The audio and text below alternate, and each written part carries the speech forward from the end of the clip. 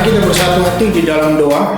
Bapa kami yang ada di dalam surga, yang kami sembah di dalam nama Tuhan Yesus, kami bersyukur pada hari ini Tuhan, Engkau memberi kesempatan bagi kami mendengar kebenaran firman-Mu.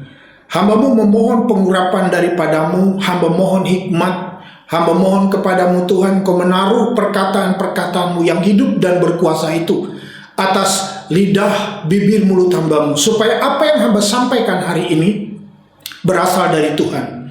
Terangi mata hati kami yang mendengarkannya Tuhan, supaya kekayaan firman-Mu ini selalu melimpahkan ucapan syukur dan kekuatan bagi kami untuk memuliakan Engkau.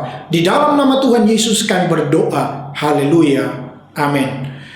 Shalom Alayem, BCM Muhammad Siang. Saudara-saudara yang dikasihi oleh Tuhan, pada minggu ini tema kita mengelola masalah hidup. Menurut kitab Pengkhotbah pasal yang ke-10, ayat 1 sampai ayatnya yang ke-20. Tetapi yang kita baca hanya ayat yang ke-10. Sebuah diskursus teologis, biblika, dan implikasinya dalam kehidupan praktis.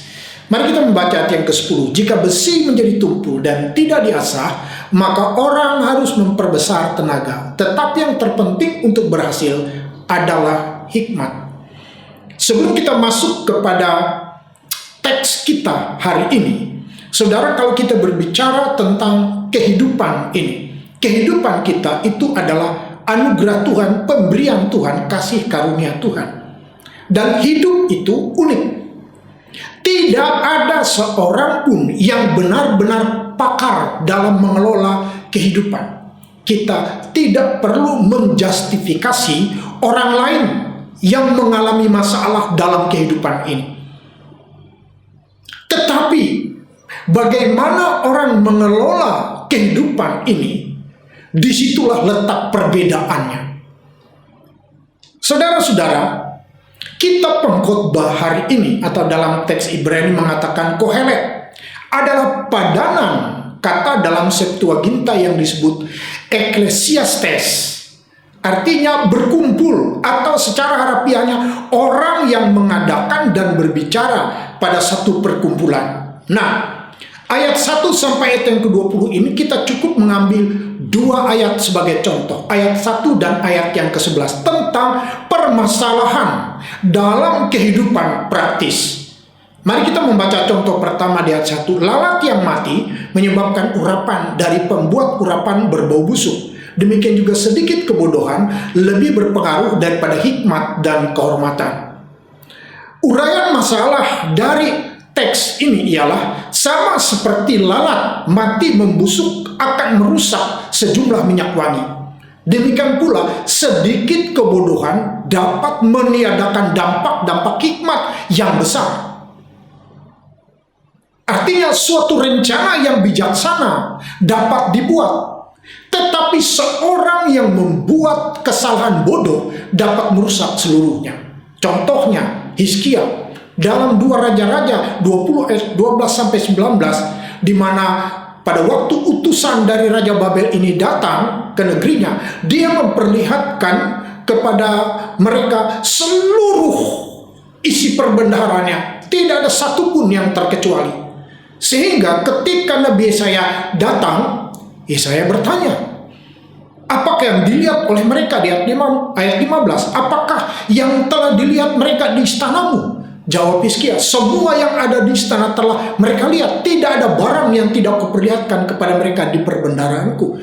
Itu adalah sikap yang bodoh, saudara. Kenapa? Karena tidaklah benar jika sebuah kekuatan kerajaan itu memperlihatkan rahasia perbenaran kekuatannya kepada musuhnya, sehingga ini akan membuka celah bagi musuh untuk dapat menyerang mereka, kerajaan. Dan benar saja Yesaya berkata, Hizkia, dengarkan firman Tuhan. Sesungguhnya suatu masa akan datang bahwa segala yang ada dalam istanamu yang disimpan oleh nenek moyangmu sampai akan diangkut ke Babel. Tidak ada barang yang akan ditinggalkan. Demikian firman Tuhan. Bukan hanya barang. Ayat 18. Dari keturunan kau peroleh akan diambil orang menjadi sida-sida di istana Raja Babel. Saudara-saudara, sesuatu yang dirancang dengan begitu bijaksana harus oleh karena nila setitik, dalam peribahasa, karena nila setitik rusak susu sebelanga. Ini sebabnya mengapa pentingnya hikmat Tuhan itu untuk mengelola masalah kehidupan itu. Mari kita lihat ayatnya yang ke-11.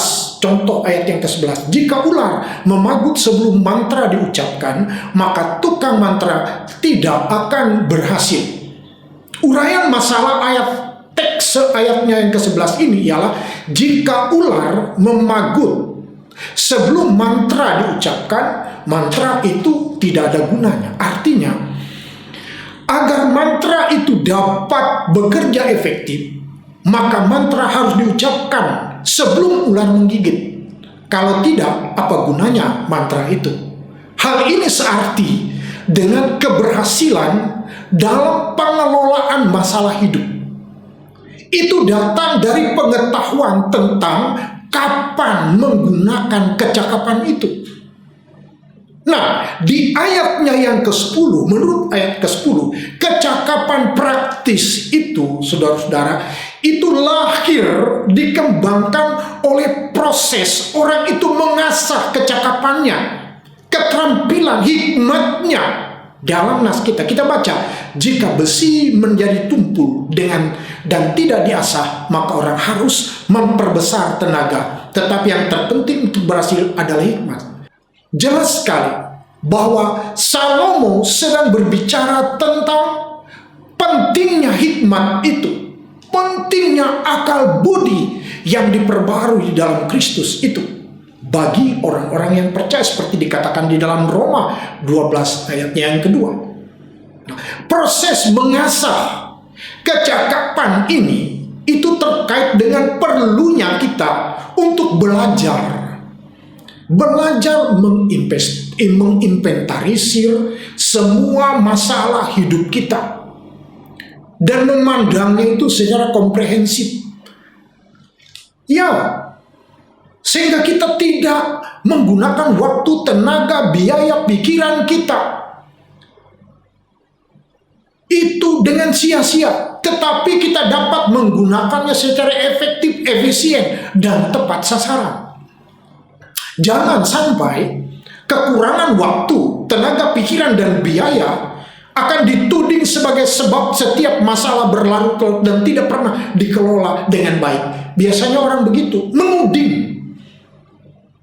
Sebabnya ini, itu kebiasaan dari manusia yang sedang bermasalah. Memang kita tidak menyangkal adanya sebab, tetapi seringkali orang ini menyamarkan kesalahannya di dalam kata sebab itu. Nah, secara umum saudara-saudara, keseluruhan dari kitab Pengkhotbah pasal 10 ayat 1 sampai 20 ini mengungkapkan bagaimana orang mengelola masalah kehidupan ini dan pentingnya orang mengasah hikmat itu dalam hidup mereka. Mari kita melihat beberapa sikap orang menghadapi masalah. Saudara, sikap yang pertama yang bisa kita lihat ialah sikap pasif. Sikap pasif adalah sikap yang tidak mau berusaha. Masalah dibiarkan menumpuk, kurang peduli, dan cenderung apatis. Sikap ini terjadi dapat disebabkan oleh kelemahan karakter, baik karena sifat bawaan dari dalam keluarga, lingkungan, dan juga pribadi orang itu.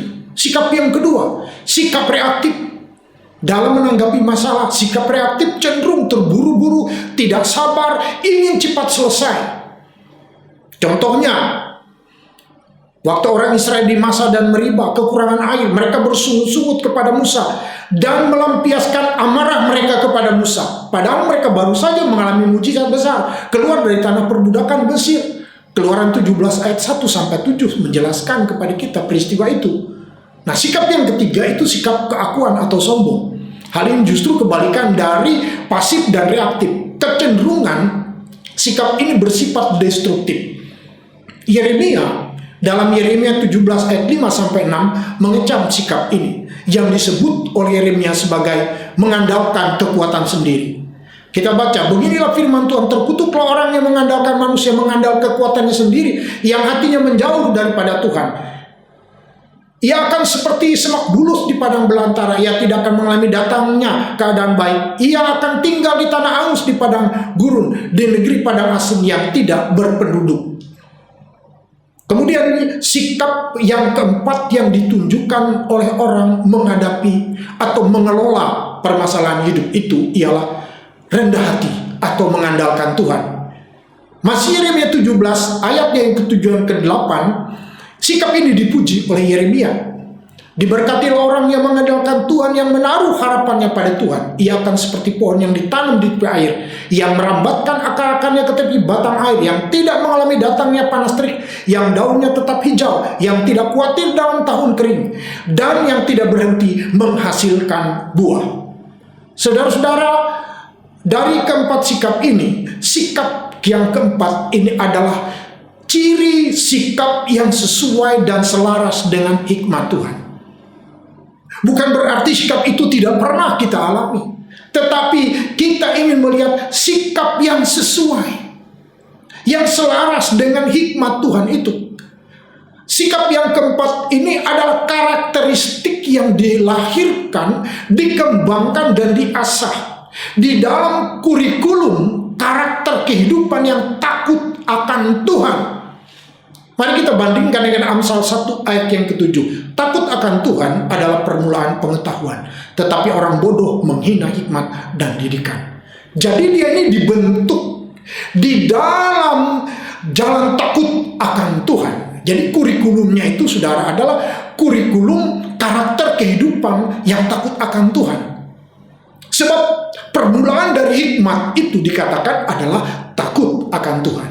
Nah, muncul pertanyaan untuk kita, mengapa diasah dalam kurikulum karakter kehidupan yang takut akan Tuhan? Mengapa? Pertanyaannya. Kalau kita melihat dari segi fungsi diagnostik, kurikulum karakter kehidupan ini berfungsi untuk memahami dan mengarahkan potensi yang dimiliki oleh setiap kita, supaya kita dapat terus menggali dan mengasah potensi diri kita, termasuk juga memperbaiki kelemahan-kelemahan kita. Jadi itu jawabannya mengapa diasah dalam kurikulum karakter takut akan Tuhan. Tidak ada lain tujuannya untuk kita dapat memahami dan mengarahkan potensi yang dimiliki oleh kita, supaya kita dapat terus menggali potensi yang ada pada diri kita, mengasah potensi kita, termasuk juga memperbaiki potensi diri kita.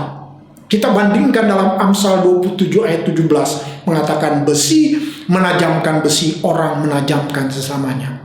Jadi hidup kita itu, saudara, dipertajam ketika kita berinteraksi, waktu kita mengelola masalah kehidupan itu, baik di dalam diri kita sendiri maupun dengan orang lain. Dikatakan orang menajamkan orang, termasuk di dalamnya sebuah sikap karakter yang mau belajar. Orang menajamkan orang itu belajar dari orang yang sudah berhasil, belajar dari orang yang sukses, belajar dari orang-orang yang sudah melalui banyak hal, belajar dari orang-orang yang berhikmat, bijak, orang yang pintar. Jadi salah besar jika kita berkata bahwa kita akan mampu sendiri. Tidak. Besi menajamkan besi, orang menajamkan orang. Artinya kita diasah ketika kita berinteraksi. Di situ pada waktu kita berinteraksi, saudara, potensi kita sedang diasah. Dan kita mau melihat setajam apa hidup kita oleh interaksi yang terjadi dalam setiap permasalahan yang terjadi dalam hidup ini. Nah, implikasinya dalam kehidupan praktis kita, saudara, dengan adanya fungsi diagnostik kurikulum karakter kehidupan yang takut akan Tuhan ini, maka prinsip-prinsip ini akan mengantarkan kita berkonsentrasi pada tujuan hidup kita yang memuliakan Allah, berkonsentrasi pada perbaikan diri kita yang terus berkesinambungan. Dengan adanya karakter kurikulum yang takut akan Tuhan ini, kita akan melupakan masa lalu kita dan fokus kepada masa depan, hidup yang penuh dengan harapan. Sehingga kita punya kemampuan untuk melihat, menilai kehidupan dan perilaku ini dari sudut pandang Tuhan. Dengan demikian, saudara-saudara, kita berhasil dan beruntung. Amin untuk firman Tuhan. Kiranya Tuhan menguatkan kita untuk kita dapat mengelola kehidupan ini dalam terang firman Tuhan. Mari kita berdoa. Bapa kami yang ada di dalam sorga, berikan kepada kami kekuatan, kuasa Roh Kudus di dalam segala kelemahan kami, untuk kami bisa berhasil mengelola kehidupan ini, baik pada waktu sakit, pada waktu bangkrut, pada waktu kami diabaikan, pada waktu kami dikucilkan, pada waktu kami kehilangan, pada waktu kami menderita, pada waktu kami kesusahan, apapun ya Tuhan, beri kepada kami hikmat untuk kami berhasil, sehingga dengan demikian nama-Mu dimuliakan. Dalam nama Tuhan Yesus kami berdoa, haleluya, amin.